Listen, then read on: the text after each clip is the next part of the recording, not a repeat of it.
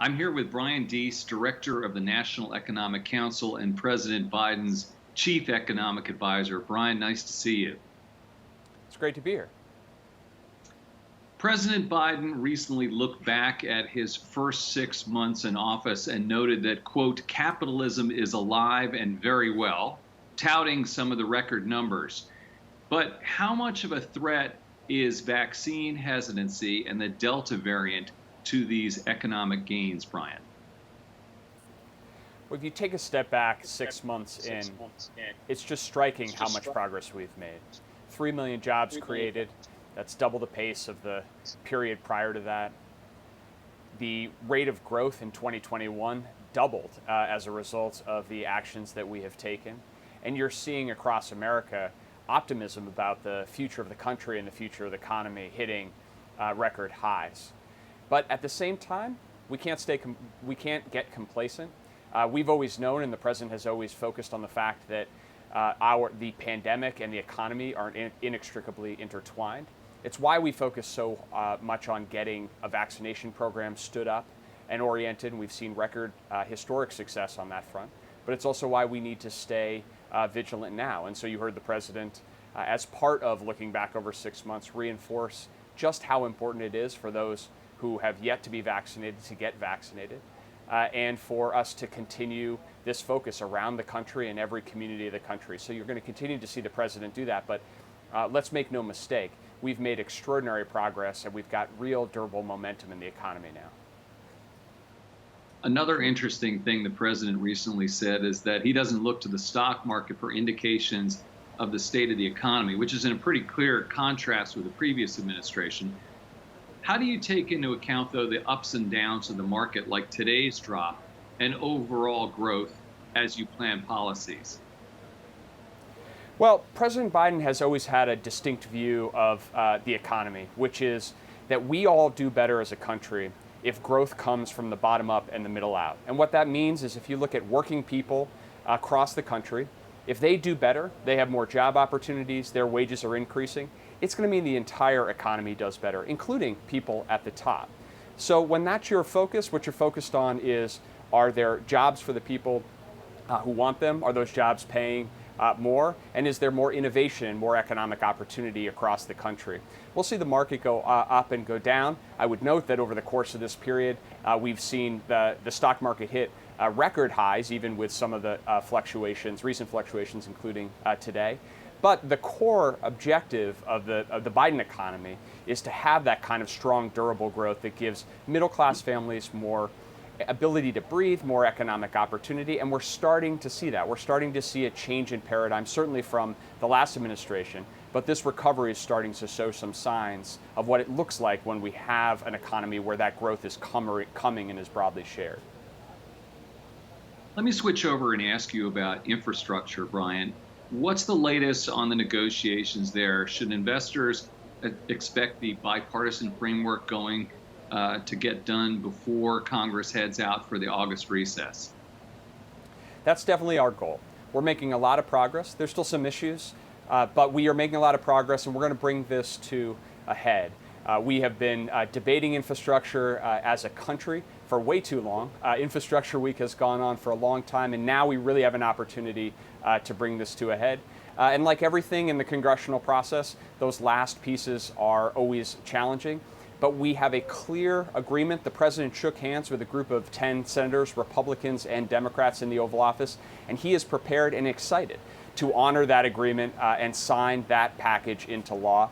And these are things that we really need to unlock the productive capacity of our economy, make our highway systems work better, make our ports and airports work better, so we can bring goods to market, so that we can keep prices affordable going forward. Get broadband to all Americans so we can unleash innovation and allow more small businesses, more innovators around the country to actually contribute to our economy. So these are investments that make a lot of sense. We really can't afford not to make them, and we're certainly hopeful and expect that we're going to make progress here in the very near future. What do you make of the increased IRS enforcement dropping out of the bipartisan framework? Are you confident the team will be able to find a way to pay for everything? Well, this was part of the agreement that the president struck with those lawmakers, Republican and Democrat. And to be clear, this is a provision that doesn't increase taxes on anybody, any corporation or any high-income individual. It just makes sure that people pay the taxes that they are owed. So this is something the president feels strongly about. You look at economists across the board and they would say this is not only a no-brainer from a policy perspective, but would generate much needed revenue. So that was part of the deal that the president struck. We are working to try to find some other alternatives if it's something that Republicans can't move forward on. But we need to get this done. As a country, we need to make sure that our tax system works and that people have trust and faith that people actually pay the taxes that they're owed, and just because of wealth and privilege, you don't get to operate in a different tax system than everybody else. Should Medicare drug price and negotiating powers be included in the reconciliation bill? That's an issue that the president has consistently argued we need to make progress on. There's no reason why Medicare shouldn't use its pricing power to negotiate for better outcomes. It's better for our nation's seniors. They can get lower drug costs. It's better for our nation's financing because we're not having to pay exorbitant prices. And by the way, when Medicare has that ability, it actually is going to drive prices down across the board. So we think it's the kind of thing that makes a lot of sense, and there's a lot of support for doing this. It's been talked about for a long time, but like infrastructure, we're hopeful that now is the time where we actually stop talking about it and actually get it done. A couple questions about the overall economic situation. What have conversations about inflation been like in recent days? In the building behind you, you highlighted the role of things like cars in driving some of the recent spikes. What gives you confidence that it will just be transitory? If you look at the composition of price increases over the last 3 months, what you see is a small share of the components that go into measuring the price indexes are driving a very large share of the increases. So you mentioned cars. It's not just that we have a global problem with supply of semiconductors, but we saw things like rental car companies in the U.S. sold off their fleets last year and now are trying to catch up with the demand we're seeing in the economy, so there's increased pressure. We expect those things to work themselves out. They're not permanent changes to the structure of our economy.